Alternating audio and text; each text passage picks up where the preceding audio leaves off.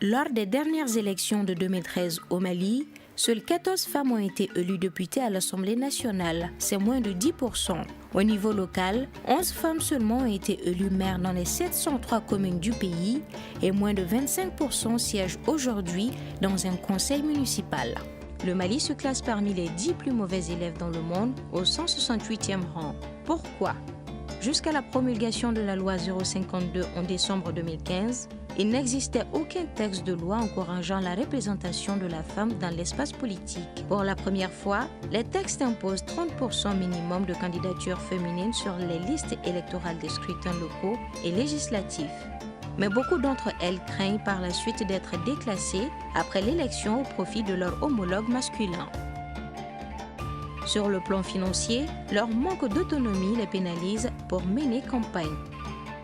La société malienne encourage peu les femmes à devenir des leaders. La vision traditionnelle et religieuse de la société cantonne la femme à la gestion quotidienne du foyer dans l'ombre de leur mari. La vie politique demande aussi beaucoup d'investissement personnel et elle éprouve souvent des difficultés à conserver l'équilibre entre la vie professionnelle et la vie privée.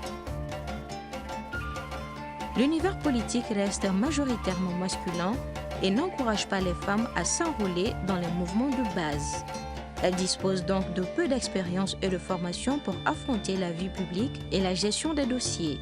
Conséquence du fort taux de déscolarisation des filles au niveau du secondaire, beaucoup d'entre elles pensent ne pas avoir le bagage scolaire suffisant pour prétendre à des fonctions décisionnaires de haut niveau. Le Mali encourage pourtant la parité homme-femme dans sa constitution, dans la déclaration de politique nationale du genre, mais aussi en ratifiant des textes internationaux qui prévoient le renforcement et le droit de participation des femmes au processus politique et à la prise de décision. En Afrique subsaharienne, la croissance de la représentation féminine dans les institutions d'État est l'une des plus rapides du monde, grâce notamment à l'introduction de quotas paritaires.